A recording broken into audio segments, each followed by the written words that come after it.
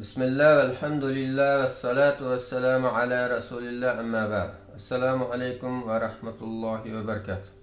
Huzurunlarda Doktor Şerif Fevzi Sultan'ın El-Qadir, El-Qadir, El-Muqtadir Allah namlı makalesi. Allah Teala mundaq degen: Ey Muhammed, ularga aytqin ki, Allah sizlerning ustinglardan Nuh ve Lut aleyhisselamlarning qavmiga Ashab el-Filga avatilgan azobga o'xshash yoki ayg'inlar ostidan Fir'avn va qorinlarga avatilgan azobga o'xshash azob avatishga yoki sizlarni firqalar qilib aralashtirib, ya'ni urushga selib, biringlarga biringlarning azobini tetishga qodirdir. Ularni tushunsin deb oyatlarimizni turli shakllarda qandoq bayon qilganligimizga qaragan. Sura An'am 65-oyat. Jabir ibn Abdullah radhiyallohu anhuma mundaq degan: Ey Muhammed, ularga aytqinki, Allah sizlarning ustinglardan Nuh va Lut alayhissalomlarning qavmiga Ashab el-Filga avatilgan azobga o'xshash yoki ayg'inlar ostidan Fir'avn va qorinlarga avatilgan azobga o'xshash azob avatishga albatta qodirdir degan oyat nozil bo'lganda, payg'ambar sallallohu alayhi va sallam: Ey Allah, sana sığınıp panoh tilayman dedi.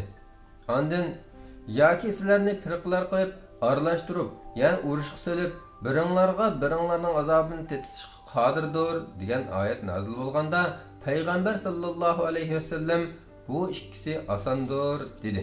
Ya'ni keyingi ikki turlik ahvol fitna bo'lsa-mu, mu'minning gunohlariga kaffarat bo'ladi va ilgiriki ummatlarga kelgan qattiq azoblarga qaraganda yengildir. Allah Taala mundaq degan: Sizlarni biz ojiz ma'nidan yaratmadikmi? Uni biz ma'lum vaqtgacha, ya'ni tug'ilg'icha puxta aramgoh, ya'ni bachchadonda qildik. Biz uni obi ma'nidan yaratishga qodir bo'ldik. Biz uni eng chiroyli shaklda yaratishga nimaga yaxshi qodir bo'lg'uchimiz? Chaqmoq chaqqanda ular ko'z nuridan ayrilib qolg'ili tas qoladi. Ular chaqmoq yo'rqida mengib oladi. Qarang'ulik qaplaganda turib qoladi. Allah xolisi edi, ularni anglash va ko'rish quvvatidan albatta mahrum qiladi. Allah haqiqatan har narsaga qodirdir. Osmonlardagi va zamindagi hech narsa Allohni ilojisiz qoldira olmaydi. Allah haqiqatan hammani bilguchidir, hammaga qodirdir. Bütün asman zaminning podshohligi ilkida bo'lgan Allohning barakati buyukdir. Allah har narsaga qodirdir. Ey Muhammed, ularga, ya'ni kishilarga dunyo tirikchiligi haqida mundaq misolni keltirgin. U shuningga o'xshaydi-ki, biz osmondan yomg'ir yog'dirdik. Shu suv bilan zaminning o'simliklari bir-biriga chirmishib, buluq o'sdi. Keyin u qurib to'kildi. Shamollar uni taraf-tarafga uchirib ketdi. Allah her narsaga qodirdir. Shubhisizki, taqvodorlar jannatlarda bo'ladi. Suv, may, asal, süt o'stanlaridan bahramand bo'ladi. Ular qudratlik Allohning dargohida ko'ngildagidek joyda bo'ladi.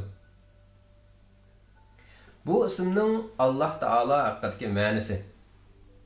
Hammaga qodir Allah osmon va zamindagi hech narsa ilojisiz qoldira olmaydigan mukammal, to'liq qudrat egasidir.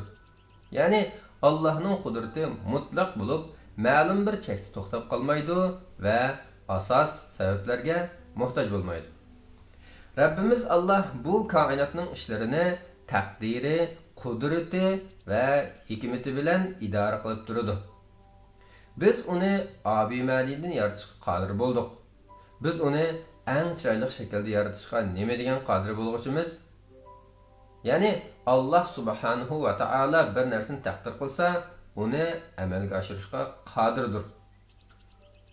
Hammaga qodir Allah qudrati bilan mavjudotlarni paydo qildi, idora qildi, chiroyli va puxta shaklda yaratdi. U Allah qudrati bilan tirildiradi va o'ldiradi. Bandalarni jazo mukofot uchun qayta tirildirib, yaxshilik qilg'uchiga mukofot, yomonlik qilg'uchiga jazo beradi. Hammaga qodir Allohning amri, hukmi va taqdiri kaf bilan nunning, ya'ni bol ma'nosidagi kun so'zi maqsad qilinadi. Shu so'zning arsida bo'lib, agar bir narsani iroda qilib qolsa, uningga bo'l deydi-da, u bo'ladi. Hammaga qodir Alloh kuch-quvvatni va uning sabablarini mahluqotlaridan uningga loyiq bo'lgan kishiga beradigan bo'lib, qachon xolisa shu chaqda uning sabablarini yaratishga qodirdir. Allohning qudratining ko'rinishlari. Birinchi, mahluqotlarni yaratganligi, ondan ularni qabzroq qiladiganligi, ondan qayta tirildiradiganligi. Bularga Alloh subhanahu va taoladan boshqa hech kim qodir bo'la olmaydi. Alloh taolo bunday degan: Alloh sizlarga hayotlik beradi. Ondan sizlarning jininglarni oladi. Ondan sizlarni tirildiradi. İnsan haqiqatan Allohning ne'matlariga noshukirlik qilguchidir. İnsan haqiqatan noshukirlik qilguchidir. Ya'ni inson hech narsa emas chog'da Alloh taolaning uni yaratganligini unutib qoldi. Ya'ni Alloh taolaning uni tuyuqsiz qadroq qildiganligini unutib qoldi. Yana Alloh taolaning uni savol so'roq va jazo mukofot uchun qayta tirildirganligini unutib qoldi. Alloh taolo dediki: "Ey insonlar, sizlarning dastlabki yaratilishinglar, o'lgandan keyin tirildirilishinglar faqat bir odamning yaratilishi, bir odamning tirildirishiga o'xshashdir. Alloh haqiqatan bandalarining so'zlarini anglab turguchidir, amallarini ko'rib turguchidir." Sura Luqman 28-oyat. Ya'ni bir odamni yaratib, keyin yana qayta tirildirganga o'xshash osondir. Alloh subhanahu va taolaning nazarida oz bo'lsin, ko'p bo'lsin, hamma narsa barobar bo'lib, u zotga hech narsa tas kelmaydi. Ali radhiyallohu anhudan Alloh insonlarning hammasidan bir vaqt qanday hisob elib bo'ladi deb so'ralgan chaqda, ularning hammasiga bir vaqtda rizq bergandek hisob oladi deb javob bergan ekan. Alloh taolo yana bunday degan: "Mahluqotni dastlabda yo'qdan bor qiladigan, ondan uni o'lgandan keyin tirildiradigan Alloh ana shudir." U, ya'ni mahluqotni tirildirish Allohga uni dastlabda yo'qdan bor qilganga qaraganda o'ng'aydir. Osmonlarda va zaminda eng oliy sifat Allohga xosdir. Allah g'olibdir, hikmat bilan ish qiluvchidir. Ya'ni har qanday narsa, har qancha cho'ng bo'lib ketsa-mu, uni yo'qdan bor qilish, yo'qotish, yana qayta yaratish Alloh taologa to'limi o'ng'aydir. Zakariya alayhissalomning Parvardigori degan so'zi Qur'onda mundaq kelgan. Zakariya aytdi: "Ayolim tug'mas tursa, men qirib mukchiyib ketgan tursam, mening qandaqmi o'g'lim bo'lsin?" Nido qilgan farishta aytdi: "Ish ana shundaqdir. Parvardigoring aytdi: Bu men uchun osondir. Seni men yaratdim. Albuki sen burun yo'q eding. Ya'ni seni yo'qdan bor qilgandek Yahyani ikkinglardan tirildirishga qodirdim men." Sura Maryam 8-9-oyatlar. Hazreti Maryam onamizning so'zi mundaq kelgan. Maryam aytdi: "Manga kishi yaqinlashmagan tursa, men fahisha qilmagan tursam, qandaqmi mening o'g'il bolam bo'lsin?" Jibril aytdi: "Amaliyotda sen degandekdir, lekin Parvardigoring aytdi: U menga osondir. Uni kishilarga qudratimizni ko'rsatadigan dalil va biz tarafdan bo'lgan marhamat qildik. Bu taqdir qilinib bo'lgan ishdir." Sura Maryam 20-21-oyatlar. Alloh taolo yana mundaq degan: "Alloh insonni abi ma'nidan yaratdi. Uni bolalar nisbat beriladigan er va qudubachilik paydo qilgan ayoldan iborat ikki xil qilib yaratdi. Parvardigoring hammaga qodirdir." Ikkinchi, mahluqotlarning surat shakllarining bir-biriga o'xshamaydiganligi. Ibn Azim rahimahulloh mundaq degan: "Alloh taoloning qudratining ajoyibotlaridan biri shuki, mahluqotlarning soni shuncha ko'p bo'lsa-mu, bir-biriga tamoman o'xshaydigan ikki insonni ko'rmaydiganligimizdir." Ey qarindishim, hammaga qodir Allohning qudratini bilish uchun buni yaxshi o'ylangin. Necha ming yillardan buyon Alloh taolo yaratgan ve kıyamet günügacha yaratiladigan son-sanoqsiz insonlarning ichida yaratilishi bir-biriga tamoman o'xshaydigan ikki insonni topa olishimiz zinhor mumkin emasdir. Bu bo'lsa, ko'pincha insonlar diqqat qilmaydigan cho'ng mo'jizadir. Belki yana mahluqotlar yaratilgandan tortib ta qiyomat qoyim bo'lguncha yashagan va yashaydigan buncha ko'p insonlarga qarab boqqanki, ulardan barmoq izlari bir-biriga o'xshaydigan ikki odamni topolmaysan. Bu ajoyib qudratning oldida inson subhanalloh demay turolmaydi. Rabbimiz aytadiki, inson, ya'ni kafir bizning o'zining chirib tarqalib ketgan so'ngaklarni jami qila olmaydi deb gumon qilamdi. Undaq emas. Ya'ni uning so'ngaklarini jami qilamiz. Uning eng inchga, eng nozik bo'lgan barmoqlarini asliga keltira olamiz. Sura Qiyomat 3-4 oyatlar. 3. O'liklarni tirildiradiganligi. Bu ahvol insonlar dunyosida qaymoqqan qalblarni saqaytiradigan hayron qolarliq shakllarda bir qancha qatim yuz bergandir. Uning qatoridan Alloh taolo bizga Sura Baqarada so'zlab bergan tövendiki ahvoldir. Yoki sen tam o'gzillari yiqilib vayron bo'lgan xaroba shahar, ya'ni Baytul Muqaddasdan o'tgan kishini, ya'ni Uzayrni ko'rmadingmi? U ajablanib, Alloh bu shaharning o'lgan aholisini qandoq tirildirar dedi. Alloh uni 100 yil o'lik otib turg'izib, ondan kamoli qudratini ko'rsatish uchun tirildirdi. Allah farishta orqali uningdan bu holatda qanchalik turding deb so'radi. U bir kun yoki bir kundan azroq turdim dedi. Allah aytdi. Undaq emas, to'liq 100 yil turdim. Yemek içmekingga qaraganki buzilmagan, eshikingga qaraganki uning so'ngaklari chirib ketgan. Sana yuqorqidek odatdan tashqari ishlarni qilganligimiz seni biz kishilarga qudratimizning dalili qilish uchundir. Bu so'ngaklarga qaraganki, uni qanday qurashtiramiz? Ondan uningga go'sh qo'ndiramiz. Yuqorqi ishlar uningga aniq bo'lgan chaqda, ya'ni u ro'shan mo'jizalarni ko'rgan chaqda, u men Allohning hammaga qodir ekanligini bildim dedi. Sura Baqara 259-oyat. Bu oyatda Alloh taolaning hayron qolarliq qudratining bir qancha alomatlari bor. Birinchi, Allah Taala'nın Uzayr aleyhisselam'ın teni bütünley parçalanıp ketiş üçün 100 yıl ölük alet turguzganlığı. Andın kıyamet günü ölüklerini tirildirgendek şekilde qayta tirildirgenligi. İkinci, Allah Taala onundan bu halatda qanchalik turding deb so'radi. Bunda qilishi uningga Allah Taala'nın hamma narsani to'liq biladiganligini bildirish bilan birga bendening boshqalar tugul o'zining ahvollarini va ishlarini mukammal bilishdanmi ojiz ekanligini uqtirish uchundir. 3. Alloh taolaning uningga o'lib ketgan uzun vaqtni his qildirmaganligi.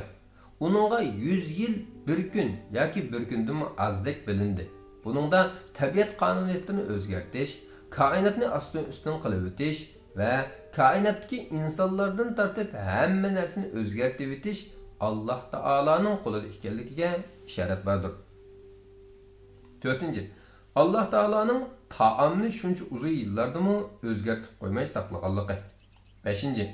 Allah Taala'nın vaqtga, badanga qarata o'zining kishilar orasida tunishlik bo'lgan uni parcha-parcha qilib etishdan iborat ta'sirini ko'rsatishga ruxsat qilib, tamoq qarata ruxsat qilmaganligi. Chunki bu payg'ambarning badani chirib tupi bo'lib ketdi. Eshikimi shundoq bo'ldi. Hammaga qodir Allohdan boshqa kim vaqtga, badanga qarata o'z ta'sirini ko'rsatib, tamoqqa ta'sirini ko'rsatmaslikka ruxsat qila oladi? Albatta hech kim. 6. Alloh taolo uning eshikini ko'zi oldida tirildirganligi. Shuning bilan Uzayr alayhissalom e'tirof qilgan holda men Allohning hamma narsaga qodir ekanligini bildim dedi. 4. Qalblarni o'zgartirib turadiganligi. Maxluqning kuch-quvvati va qahri qanchalik bo'lib ketishidan qat'iy nazar bir inson yana bir insonning qalbidagini o'zgarish tugul bilishga qodir bo'la olmaydi.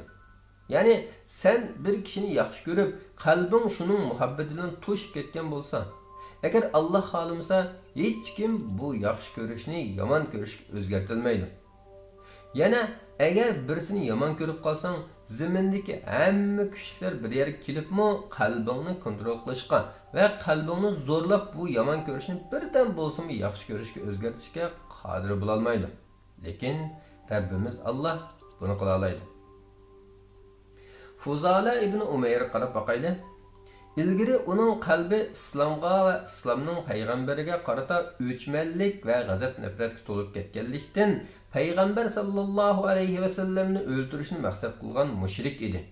Bir kuni Rasululloh sallallohu alayhi va sallamni o'ldirishni planlab Baytullohni tavob qilg'ili keldi. Payg'ambar sallallohu alayhi va sallam uningga yaqinlashib, "Fuzalamisan?" degan edi. U, "Shundoq, men Fuzala, ey Allohning payg'ambari" dedi. "O'zingga nimani so'zlayapsan?" "Hech narsani. Allohni zikr qilayotgan edim, ey Allohning payg'ambari." Bu gaplardan keyin Rasululloh sallallohu alayhi vasallam kulib ketdi va "Astagfirullah" dedi. Ondan muborak qo'lini uning maydasiga qo'ygan edi, uning qalbi tinchlanib qoldi. Fuzala mundaq dedi: "Alloh bilan qasamki, Rasululloh sallallohu alayhi vasallam qo'lini maydamdan ko'tirib bo'lguncha, u zot menga Allohning mahluqotlarining ichida eng suyumlisi bo'lib tuyuldi."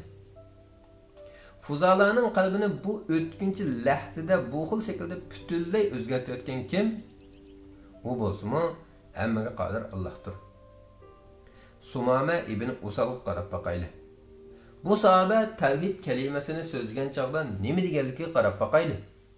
"Ey Muhammad sallallohu alayhi va sallam, Alloh bilan qasamki, yer yuzida menga sizning yuzlaringizdan o'chkirilgan bir yuz yo'q edi. Hozir sizning yuzlari menga eng suyumli yuz bo'lib qoldi. Alloh bilan qasamki, menga sizning dinlaringizdan bakrak o'chkirilgan bir din yo'q edi. Hozir sizning dinlari menga eng suyumli din bo'lib qoldi. Alloh bilan qasamki, menga sizning yurtlaringizdan bakrak o'chkirilgan bir yurt yo'q edi. Hozir sizning yurtlari menga eng suyumli yurt bo'lib qoldi." Buni qilgan faqat qalblarni o'rib cho'rishga va ishlarni, ahvollarni xohlaganicha o'zgartirishga qodir birdan bir zot Alloh subhanahu va taoladir. Qandoq undoq bo'lmasin, payg'ambar sallallohu alayhi va sallamga qasam qilsa, qalblarni o'zgartirib turuvchi zot bilan qasamki deydi. Ya'ni bu jumla Allohning qalblarini o'zgartirib turuvchi zot ekanligini isbotlaydi. Qandoq undoq bo'lmasin, aniqki qalblarni o'zgartirib turuvchi zot kishi bilan uning qalbi orasida to'salg'i bo'la oladi. Rabbimiz shunday deydi: "Ey mu'minlar, Alloh va uning payg'ambari sizlarni tirildiradigan, ya'ni abadiy hayotga erishtiradigan iymonga da'vat qilsa, uni qabul qilinglar. Bilinglarki, Alloh kishi bilan uning qalbi orasida to'salg'i bo'la oladi. Ya'ni kishining dilini egisining xohishi bo'yicha emas, balki o'z xohishi bo'yicha tasarruf qiladi. Qiyomat kuni sizlar Allohning dargohiga yig'ilasizlar."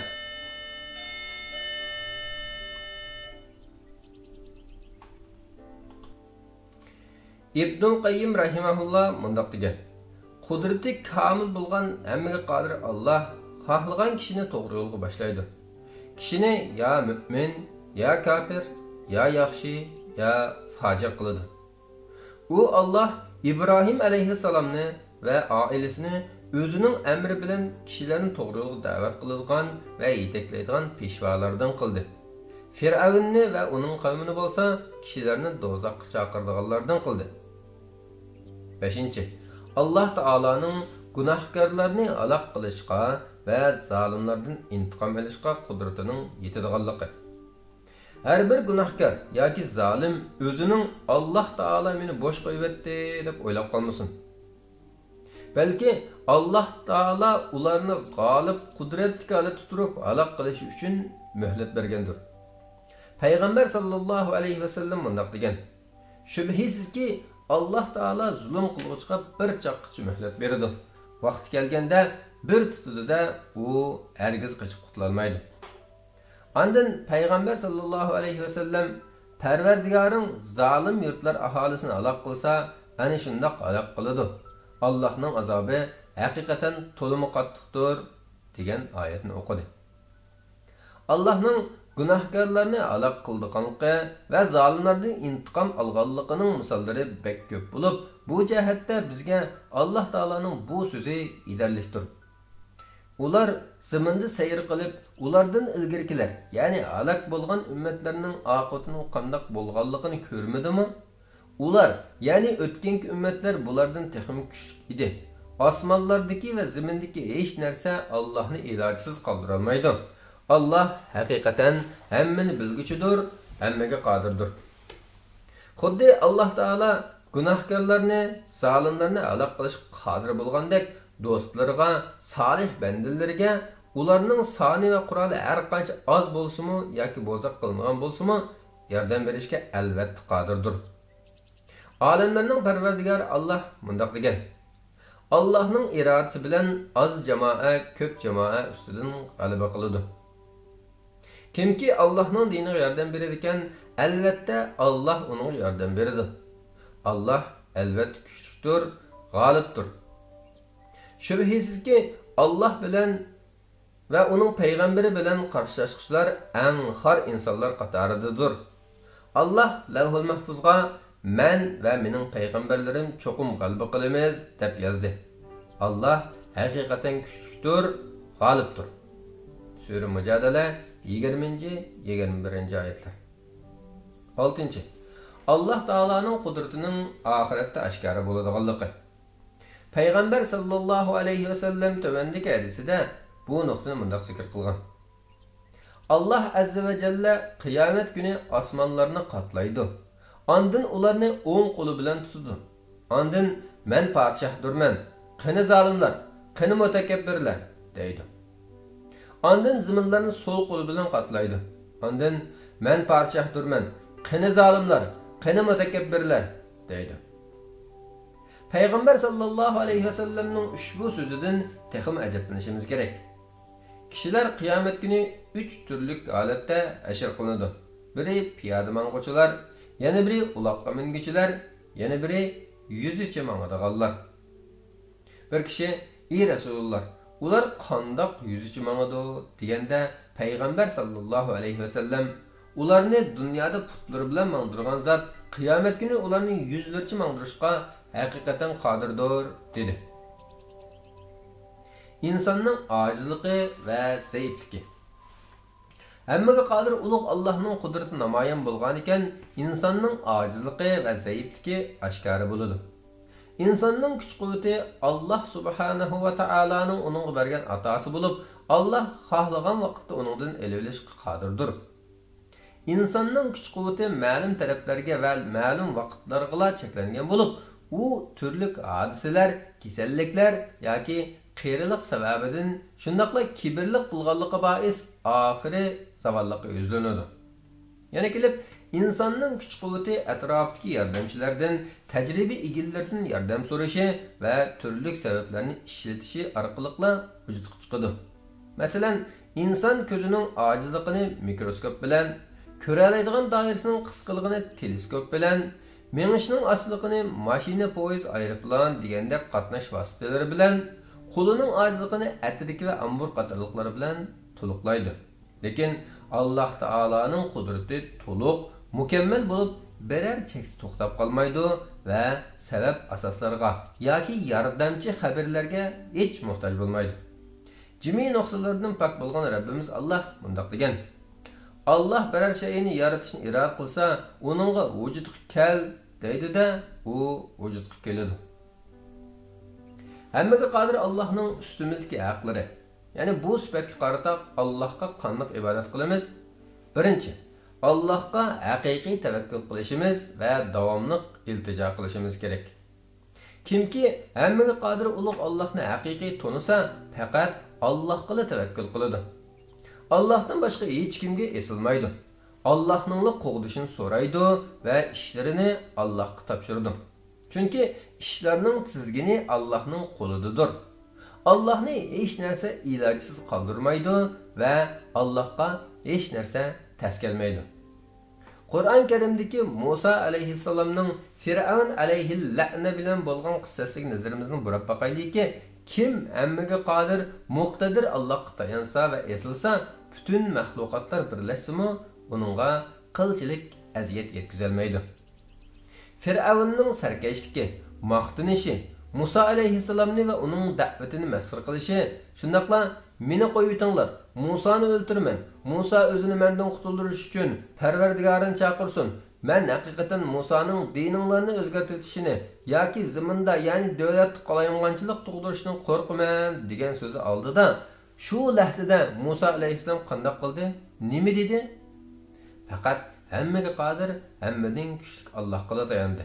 Musa aytdi: "Men haqiqatan mening Parvardigorim va sizlarning Parvardigoringlar bo'lgan Allohga sig'inib, hisob kuni, ya'ni qiyomat kuniga ishonmaydigan har bir mutakabbirning ziyonkashlik qilishidan panoh tilayman." Sura G'ofir 27-oyat.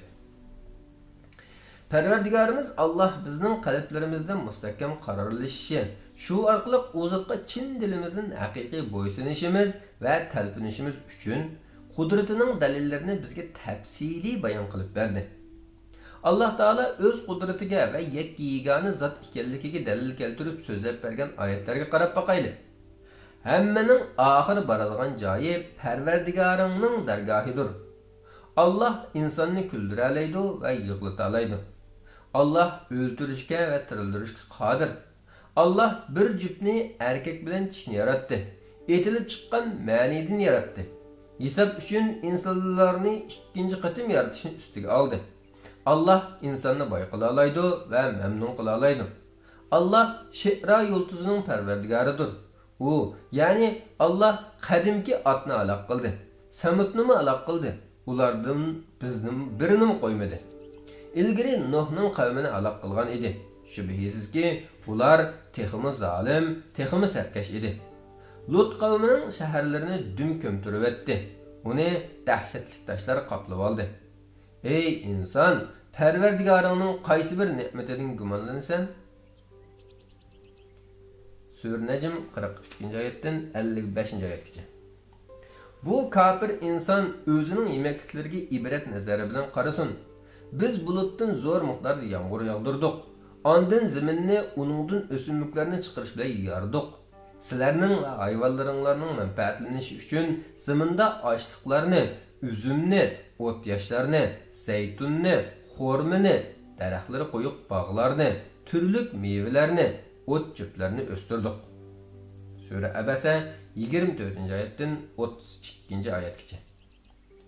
Mana bu dal payg'ambar sallallohu alayhi va sallam cho'nglardan ilgari kichiklarning qalblariga o'rnashga rasman bo'lgan to'g'ri aqidadir. İbn Abbas radhiyallohu anhuma deydi-ki, bir kuni men payg'ambar sallallohu alayhi va sallamning ulug'ining kayniga mingishib olgan edim. Payg'ambar sallallohu alayhi va sallam: "Ey o'g'il chiqim, men sana bir necha so'zni o'rgatib qo'yay. Alloh taolani yod etib turg'in. Alloh taolami seni yod etadi. Alloh taolani yod etgin. Alloh taolani oldingda topsan. Qachonki biror narsa so'rmoqchi bo'lsang, Alloh taoladan so'ra. Yordam tilamoqchi bo'lsang, Alloh taoladan tila. Bilginki, agar jimi odamlar sana biror narsa bilan foyda yetkazish uchun yig'ilsa-mu, ular sana Alloh taolo sana putayotgandan boshqani bera olmaydi. Agar ular sana biror narsa bilan ziyon yetkazishga yig'ilsa-mu, Alloh taolo sana putayotgandan boshqa ziyon yetkaza olmaydi. Qalamlar ko'tarildi, batlar quridi. Ya'ni taqdir allaqachon putilib bo'ldi, dedi. Ikkinchi, her daim Allah Teala'nın kudretinden eyminişimiz gerek. Yani bende günah ma'siyetlerge özünü koyup vermezki ve şehvetine boysunması gerek. Çünkü hemmege kadir Allah'ını mügedek basmaydı. O zat hiç kaçan uxlamaydı. Bendinin amelleri bolsa bir hatırlanıp durdu. Andın dünya ve ahirette şunun qarata hesap elinidi. Şunak bolgan iken, kimki egisi Allah'ның hammaga qodir zot ekanligini bilsa, u zotning azobidan qo'rqadi va u zot cheklagan ishlardan yiroq bo'ladi. Kimki Allah belgilab bergan chek-chegaralardan olib o'tib ketsa, bu ahvolda faqat o'zini ayblasin. 3. Har qanday zulmdan yiroq turishimiz kerak. Bo'libmi, bandalarning jonlariga, mollariga va yuz obro'yiga qarata zulm qilishdan yiroq turishimiz kerak. Chunki Alloh taolaning qudratiga va mazlumlar uchun zolimlardan intiqom olib beradiganligiga iymon etish bandani boshqalarga zulm qilishdan va dushmanlik qilishdan to'sadi. Ba'zida Bir qism insonlarning xuddi Alloh ko'rib turmaydigandek haddidan eshib, boshqalarga yovuz qo'lini so'zayotganligini ko'ramiz. Halbuki Alloh taolo mundaq degan: Parvardigoringning jazosi shak shubhasiz qattiqdir. Abu Mas'ud al-Ansari radhiyallohu anhu rivoyat qilib mundaq degan: Men bir g'ulomimni urgan edim, shu zamat orqamdan: "Ey Abu Mas'ud, bilginki Allohning sana, sening uningga kuching yetgandanmi bakrak kuchi yetadi" degan ovozni anglab qoldim. Burilib qarasam, u Rasululloh sallallohu alayhi vasallam ekan. Shuning bilan: "Ey Rasululloh, u Alloh rozi uchun azoddir" desam, Rasululloh sallallohu alayhi vasallam: "Agar undaq qilmagan bo'lsang, seni do'zax o'ti ko'ydirgan bo'ladi" dedi. Ömer ibn Abdülaziz ba'zi xizmatchilarga mundaq maktub yozgan: Agar birisini bo'zaq qilishni maqsad qilsang, Alloh taolaning sana qudrati yetadiganligini esligin. Bilginki, sen kishilarga nima qilgin, uning ta'siri kishilarning yo'qolib ketib, senda qolib qoladi. Yana bilginki, Alloh azza va jalla mazlumlar uchun zolimlardan intiqom olib beradi. Vassalam. Kishilar orasida mashhur bo'lgan go'zal bir hikmat bor. Kuch-quvvating seni kishilarga zulm qilishga undasa, Allohning san kuchi yetadiganligini o'ylagin. 4. Hargiz mumkin emas degan so'zni qilmasligimiz kerak. Kimki hammaga qodir Allohni haqiqiy tunisa, hech narsaga u mumkin emas deb qaramaydi. Shuning uchun Allohning Al-Qodir degan ismiga iymon etgan mu'minning yaxshi ishlarni ko'plab qilib, yomon ishlardan yiroq bo'lishdagi irodasi mustahkam, kuchlik bo'ladi. Mana bu dal payg'ambar sallallohu alayhi vasallam o'zingga manfaatli bo'lgan ishlarga qiziqqin, Allohga yordam tiligin, ojizlikni o'zingga yo'latmagin degan so'zida maqsad qilgan nuqtadir. Ey qarindishim, hammaga qodir Allohdan go'zal xislatlar bilan xuluqlanishga garchi bek tas tuyulsa-mu yordam tiligin. Hammaga qodir Allohdan nachar ahvollaringdan qo'l uzishga, hatto qiningga singib ketgan bo'lsa-mu yordam tiligin. Hammaga qodir Allohdan yangilik yaratquchi bo'lishga yordam tiligin. Hammaga qodir Allohdan ishlab chiqaruvchi bo'lishga yordam tiligin. Hammaga qodir Allohdan yaxshi ishlarda avangard bo'lishga yordam tiligin. Hammaga qodir Allohdan bu hayotlikqa has qo'shquchi bo'lishga yordam tiligin. 5. Har qanday ahvolda o'zimizning kuch-quvvatidan mag'rurlanmasligimiz kerak. Ko'zni yumib ochganchidanmi qisqa vaqtda hammaga qodir Alloh boyni kambag'alga, azizni xorga, saqni kasalga, hayotni o'likka aylantirib o'talaydi. Balki bandiga har doim kuch-quvvatini qilchilikmi o'ziga mansub qilmasdan Allohga mansub qilishi vojibdir. Chunki bütün kuch-quvvat Allohga mansub bo'lib, u Allohning yordami bo'lmasa, bandining qo'lidan hech ish kelmaydi. La havla va la quvvata illa billah. Shuning uchun payg'ambar sallallohu alayhi va sallam bizga hamma ishlarimizda Allohga istixora qilishimizni o'rgatgan. Chunki biz oqibatini bilmagan bir ishga mustaqil qaror tadbir elishdan va qadam elishdan to'limi ojizmiz. Payg'ambar sallallohu alayhi va sallam bizga mundaq deyishimizni o'rgatgan: Ey Alloh, menga bu ishda qanday qilsam yaxshi bo'ladiganligini ilming bilan tilayman. Shuni qilishga men qudrating bilan kuch-quvvat berishingni tilayman. Sening ulug' fazlingdan so'rayman. Chunki hammaga sen qodirsan, men qodir emasman. Hammani sen bilasan, men bilmayman. Sen g'ayiblarni bilguchisan. 6. Osmon zaminning Rabbi bo'lgan Haq taologa davomli yelinib duo qilishimiz kerak. Zar tazarru qilib Alloh taoladan o'zing xohlagan yaxshiliklarni so'rag'in. U Alloh sana so'rg'iningni berishga va duoyingni ijobat qilishga qodirdir. U zot xohlagan bandasiga xohlagan vaqtda so'rg'inni berishdan hargizmi ojiz kelmaydi. Ibn Mas'ud radhiyallohu anhu rivoyat qiladi-ki, Rasululloh sallallohu alayhi vasallam mundaq degan: Jannatga eng oxirda kiradigan shundoq bir kishiki, u birdan mangadi, birdan yiqilib ketadi. Yana birdan o't kuydiradi. U do'zaxdan o'tib ketgandan keyin do'zax qarab, meni sendan qutuldirgan Alloh taolo ustundir. Alloh taolo ilgirkilardan va keyingilardan hech biriga bermagan ne'matni menga berdi deydi. Shunda uningga bir daraxt ko'rinadi. U "Ey Rabbim, meni bu daraxtga yaqinlashtirgin. Men uning soyasidan soyida bo'lay va uning suyini ichib olay" deydi. Alloh taolo unga: "Ey odam bolasi, agar sana o daraxtni bersam, yana mendan uningdan boshqa bir narsani so'ramsan" deydi. U kishi: "Yo'q, so'ramayman ey Rabbim" deydi va Alloh taologa uningdan boshqa narsa so'ramaslikka ahd qiladi. U sabr qilib bo'la olmaydigan narsani ko'rganligi uchun Rabbi uning o'zrisini qabul qiladi. Ondan uni u daraxtga yaqinlashtirdi. U kishi daraxtning soyasi ostida soyidaydi va uning suyidan ichidi. Ondan u bandiga oldinqisidanmi go'zal bir daraxt ko'rinadi. U kishi: "Ey Rabbim, meni bu daraxtga yaqinlashtirgin. Men uning suyidan ichib olay va soyasidan soyida bo'lay. Sendan uningdan boshqani so'ramayman" deydi. Alloh taolo: "Ey odam bolasi, sen mendan boshqa narsa so'ramaslikka ahd qilmaganmiding?" deydi. Va yana: "Agar seni o daraxtga yaqinlashtirsam, yana uningdan boshqani so'ramsan" deydi. U kishi Alloh taologa boshqa bir narsa so'ramaslikka ahd qiladi.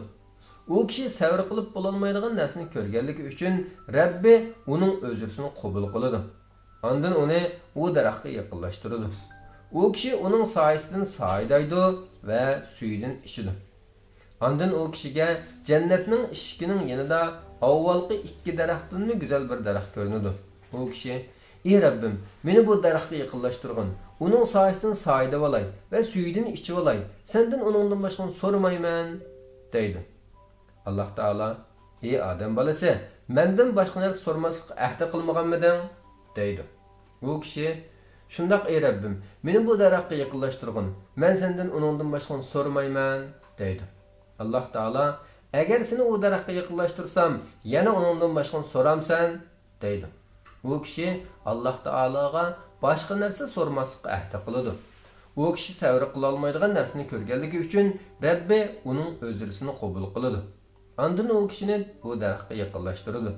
Alloh taolo u kishini bu daraxtga yaqinlashtirganda, bu kishi jannat ahlining ovozini anglaydi va "Ey Rabbim, meni jannatga kirgizgin" deydi. Alloh taolo: "Ey odam bolasi, nima seni mendan so'rashdan cheklaydi? Sana dunyoni va dunyo bilan qo'shib uning o'qishini bersam rozi bo'lamsan" deydi. U kishi: "Ey Rabbim, sen olamlarning parvardigori turib, meni masr qilyapsan" deydi. Bu hadisning raviylaridan Ibn Mas'ud radhiyallohu anhu kuldi va "Nima sababdan kulganligimni so'ramamsizlar?" degan edi. Ular, ya'ni hadisni anglayotganlar, "Nima sababdan kulding?" dedi. U Payg'ambar sallallohu alayhi vasallamning mushuningda kulgan edi va "Mening nima sababdan kulganligimni so'ramamsizlar?" degan edi. Ular "Nima sababdan kuldilar ey Alloh taolaning payg'ambari?" deganda Payg'ambar sallallohu alayhi vasallam u kishi "Sen olamlarning parvardigori turib meni masr qilyapsan" degan vaqtda Rabbimning kuldiganligidan kuldim degan edi. Ondan ravi hadisning davomini so'zlab dediki: Alloh taolo "Men seni masr qilmayman, lekin men xohlagan narsani qilishga qodirman" deydi. Ondan uningga "Dunyo podshohlaridan bir podshohning mulkchilik narsa berilsa rozi bo'lamsan" deyiladi. U "Parvardigorim, rozi bo'laman" deydi. Alloh taolo "Sana shunchilik bo'lsin, yana shuning barobarida bo'lsin, yana shuning barobarida bo'lsin, yana shuning barobarida bo'lsin" deb 5-qatimga kelganda "Parvardigorim, rozi bo'ldim" deydi. Alloh taolo "Sana bular va shuningdek 10 barobar ko'p bo'lsin va sana ko'ngling xohlagan, ko'zing ko'rib huzurlanadiganlik narsa bo'lsin" deydi. U banda "Rozi bo'ldim ey Parvardigorim" deydi. Demak, Alloh taologa qanchalik yig'ingin, duo qilgin, Rabbing sana so'rag'iningni berishga va duoyingni ijobat qilishga albatta qodirdir. Mutarrif ibn Abdullah ibn Ash-Shikhir aytganki, "Men yaxshiliklarning yig'indisini asladim. Qarasam, yaxshiliklar bek ko'pken. Namoz, roza, albuki u Allohning qo'lidadir. Allohning qo'lidagi narsaga erishishning birdan-bir yo'li Allohdan so'rashingdir. So'rasang, Alloh beradi." Demak, yaxshilikning hammasi duodir. Alloh taologa u zotning Al-Qadir degan ismi bilan duo qilsak nima degan yaxshi? Chunki payg'ambar sallallohu alayhi vasallam: "Ey Alloh, sening g'aybni bildiganliging va mahluqotga qudratingning yetadiganligi bilan so'raymanki, agar hayotlikning men uchun yaxshi ekanligini bilgan bo'lsang, meni hayot qoldirgin. Agar momatlikning men uchun yaxshi ekanligini bilgan bo'lsang, meni qabzroq qilgin deb duo qilgan. 7. Kimki egisi Allohning hammaga qodir zot ekanligini bilib yetsa, Alloh taolaning uning uchun boshqalardan intiqom olib berishning uning o'zi bevosita intiqom olganda yaxshi ekanligiga chin ishonganligi uchun intiqom olishdan o'zini tortadi. Manba Doktor Sharif Favzi Sultonning Al-Qadirul Qadirul Muqtadir Jalla Jalaluhu degan maqolasi.